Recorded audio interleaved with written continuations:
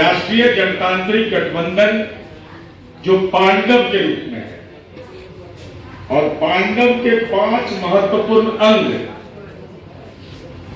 तो उसके माननीय प्रवक्तागण, भारतीय जनता पार्टी के प्रवक्ता जिनका संबोधन आपने सुना, भाई धनंजय गिरि जी, लोजपा आर के प्रवक्ता माननीय राजेश भट्ट जी, राष्ट्रीय लोक मोर्चा के प्रदेश प्रवक्ता माननीय नितिन भारती जी, हम सेक्युलर के माननीय सरोज सिंह जी जो राष्ट्रीय प्रवक्ता है। विषय प्रवेश अभी कराया गया। चुनाव आयोग को शिकायत दर्ज की गई, उनको अधिकार है उसका जवाब देने के लिए चुनाव आयोग है, हम चुनाव आयोग के प्रवक्ता नहीं। लेकिन सवाल यह उठता है कि मुख्यमंत्री महिला रोजगार योजना, इस पर इनकी आपत्ति है। आपत्ति यह है कि महिलाओं के लिए जो योजना बनाई गई और जो अभी धनंजय जी ने बोला कि लखपति दीदी और करोड़पति दीदी हम बनाने का लक्ष्य तय किए है, लेकिन ये बेचारा तो मां बहन घर कुन्ना, घर में गए राजनीति के घर कुन्ना में ही इन लोग को लाभ लेना है। सिंगापुर से बुला करके लॉन्चिंग करा देंगे, लेकिन पायलट से हार जाएंगे। अरे पैसेंजर जीतता है, कभी पायलट नहीं जीतेगा। तो हमारी सरकार, एनडीए की सरकार, माननीय नीतीश कुमार जी की सरकार, बिहार में एनडीए की सरकार फॉलोअर स्टेट नहीं है, लीडर स्टेट है। देश में पहली बार ये योजना प्रारंभ की गई, मुख्यमंत्री महिला रोजगार योजना, और इस योजना के क्रियान्वयन से 33,000 वोल्ट का राजनीतिक करंट लग गया। 33,000 वोल्ट का, एकदम बेचैन है, एकदम तड़प रहा है। और क्या कह दिया कि चुनाव आयोग को उन्होंने जो लिखा है उसमें कहा कि ये उल्लंघन है कोड ऑफ कंडक्ट का। मान्यवर, ये एनडीए की सरकार है, पूरी तैयारी के साथ जब हम लोगों ने सरकार 2005 में 24 नवंबर को बनाया तो बेटियों, उसकी माताओं को पहले पंचायती राज में आरक्षण दिया, सामाजिक जगरण पर प्रहार किया, बेटियों को साइकिल दिया, वो हमारा लिटमस टेस्ट था गवर्नेंस का और सामाजिक जगरण पर प्रहार का था।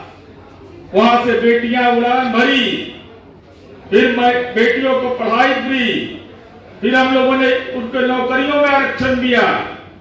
तो 6/10/2025 को नेताजी कोरोना काल में तो फरार रहते तो आपको जानकारी कहां से रहेगा। कोड ऑफ कंडक्ट लागू हुआ।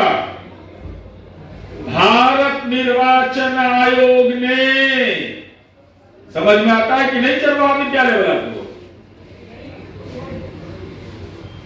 आदर्श आचार चुनाव संहिता की तिथि तक चिन्हित एवं अनुमोदित लाभुकों को राशि भेजने की अनुमति दी गई है।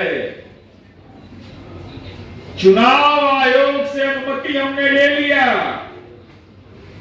और इस योजना की शुरुआत कब हुई? 29 अगस्त 2025 को। उस समय आदर्श आचार चुनाव संहिता था और पहले भ्रम का बादल पैदा किया,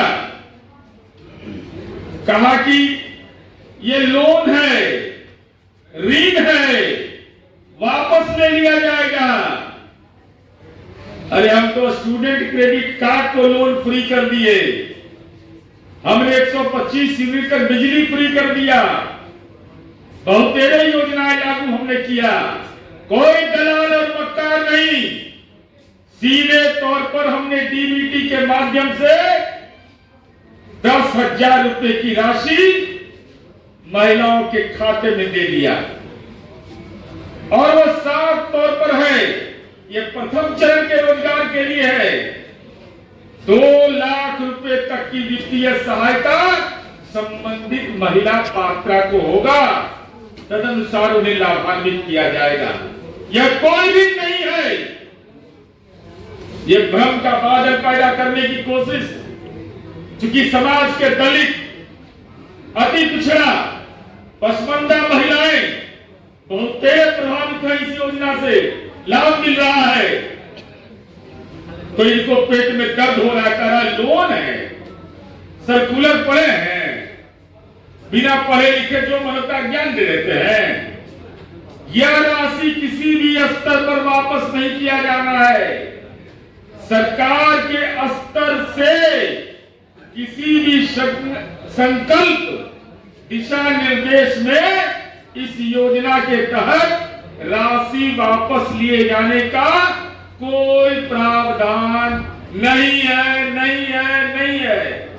ऋण नहीं है, नहीं है, नहीं है। अब कान ठीक रहेगा तो सुनाई पड़ेगा ठीक से ही, तब दिमाग अगर काम नहीं कर रहा तो हम कोई मदद भी नहीं कर पाएंगे। और अब तक लगभग 1,50,00,000 महिलाओं के खाते में सीधा ट्रांसफर कर दिया 10,000 रुपए की राशि। शेष महिलाओं को दिसंबर 2025 तक राशि अंतरित और कैलेंडर पूर्व में ही जारी किया गया है, कर दिया गया है, कैलेंडर जारी कर दिया। घोषणा नहीं, निश्चय।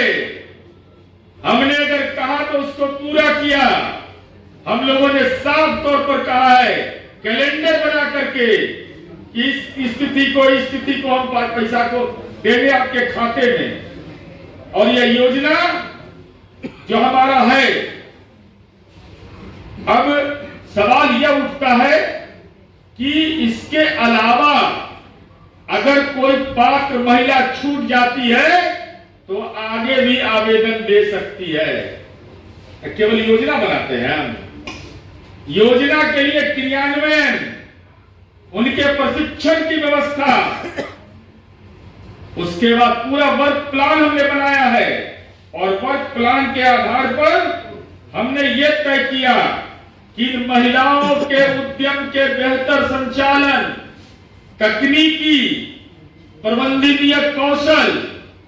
तेजस्वी जी, आप कहां से जानिएगा?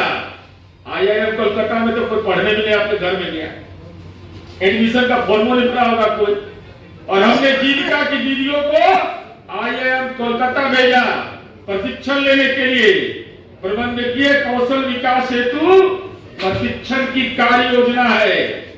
साथ ही साथ उनका कौशल विकास करेंगे ही, उनके उत्पाद की बिक्री हेतु हाट बाजार, ग्रामीण स्तर पर हाट बाजार लगाएंगे और महिला उद्यमी के उत्पाद की ब्रांडिंग की जाएगी और राज्य के बाहर उनके उत्पादों के लिए बाजार उपलब्ध हो।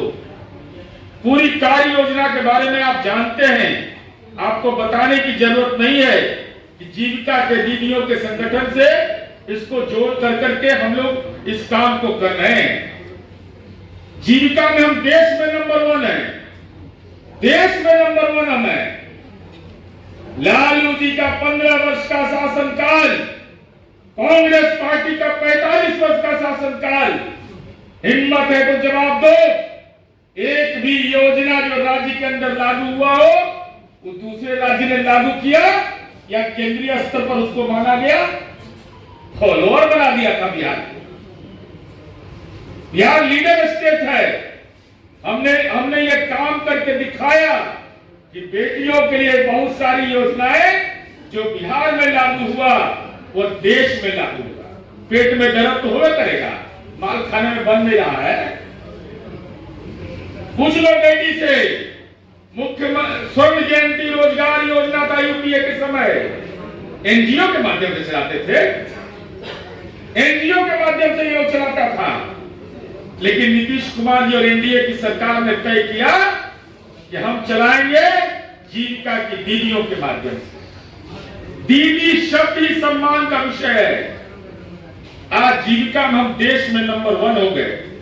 तो हमारा सीधे तौर पर यह कहना है कि यह महिला उद्यमियों के लिए शहरी क्षेत्र में भी, शहरी क्षेत्र के स्वयं सहायता समूह से जुड़ी महिलाओं के लिए भी क्षेत्र स्तरीय संगठन का आयोजन कर करके उसका गठन, इसके लिए आवेदन देने की प्रक्रिया, उसका अनुश्रवण का व्यवस्था, उसके शिकायत का निष्पादन, ये सब चीज से 33,000 के करंट लग गया पुलिस।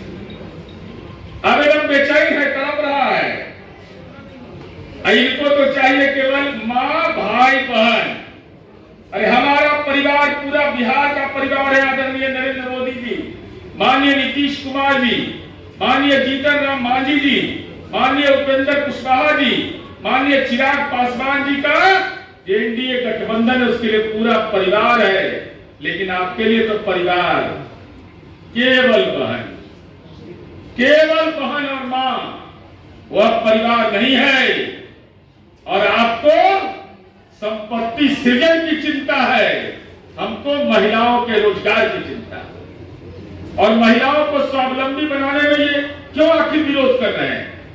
उसका कारण सीधा है, क्योंकि जीविका की दीदियों से ये जुड़े हुए लोग हैं और चूंकि वो समाज के दलित, अल्पसंख्यक, अति पिछड़ा वर्ग, पसमानदा, पिछड़ा वर्ग की महिलाएं, सामान्य तबके की गरीब महिलाएं आर्थिक रूप से स्वावलंबी बन जाए, राजनीति के परजीवी तेजस्वी को कहां मंजूर होगा? देखे हाल इसका, अभी भी लड़बबुए हैं। मैंने नॉमिनेशन करने गए, अरे माँ पिता आशीर्वाद देता है जी, मंदिर में जाके प्रणाम करता है कि डैडी मम्मी को लेके गए, कैसा नहीं कि 10 तक करने में गलती हो जाए। यह हाल है इनका। कल्पना करिए, और 10 साल 11 साल का विधायिका जीवन हो गया इनका, लेकिन हालात ये है कि नॉमिनेशन में भी, सिर्फ चंद्रराम के नॉमिनेशन में क्यों नहीं, महिला के नॉमिनेशन में, बेटी के नॉमिनेशन में क्यों नहीं? जो महागठबंधन के उम्मीदवार अति पिछड़ा है, वहां क्यों नहीं लालू जी जा रहे हैं? राबड़ी देवी वहां क्यों नहीं गई? ट्विटर बबुआ को राजनीतिक बालिग बनने दीजिएगा कि नाबालिग रखिएगा सब दिन, यह तो तय करना उनको है। इसलिए हम आपसे यही अनुरोध करने के लिए आए हैं कि अब तो इतना परिवार हमने चिन्हित कर लिया और 2021 में जाति गणना करवाया हमने देश में। पहला राज्य बिहार, जिसकी रिपोर्ट सार्वजनिक हुई। 2,70,00,000 परिवार इस बिहार के अंदर चिन्हित हुए हैं। हर एक परिवार के एक महिला को उद्यमी के रूप में स्थापित करना है। उसमें कुछ मापदंड है, इनकम टैक्स पे ही है, इस टाइप का कैटेगरी है, वो अलग है। तो पात्र लाभुक लगभग 2,70,00,000 परिवार हैं। 1,50,00,000 परिवार को तो ग्राम संगठन द्वारा चिन्हित करके अनुमोदित कर दिया। 1,21,00,000 को दिनांक 6/10/2025 तक राशि भेज दिए। शेष चिन्हित एवं अनुमोदित परिवारों की राशि निर्धारित कैलेंडर के अनुसार जिस डेट को अनाउंस किया है उस डेट को उसके खाते में जाएगा। इसलिए हम महागठबंधन के नेताओं से अनुरोध करते हैं कि राजनीति का करंट लग जाए तो लग जाए, झेल लीजिए। 33,000 वोल्ट का करंट लग गया है, लेकिन हम अपने राह से डिगने वाले नहीं हैं। हम बिहार की महिलाओं को स्वावलंबी बनाएंगे, यह हमारा संकल्प है। और हमारा संकल्प अगर है तो उसको हम पूरा करेंगे। और राजनीति में मकड़जाल में आप फंसे रहिए। ये तो बेचारे हेलीकॉप्टर टेक ऑफ नहीं करता है, टेक ऑफ नहीं करते हैं। इनका हालात क्या है? इसलिए आप अपने परिवार की चिंता करिए। हम बिहार की बेटी, बहन और बहू की चिंता कर रहे हैं। और देश के अंदर बिहार को जो विकसित राज्य बनाना है, उसमें इन महिलाओं का बड़ा योगदान है। 50% आबादी है और समाज के वंचित तबकों की महिलाएं, अति पिछड़ा, दलित, पसमानदा जो महिलाएं हैं, इनके विकास के मॉडल पर कोई भी राजनीतिक प्रहार होगा तो बिहार की महिलाओं का 14 नवंबर 2024 को 25 को जब रिजल्ट आएगा ना, तो महिलाओं का श्राप भी सबको मिलने वाला है।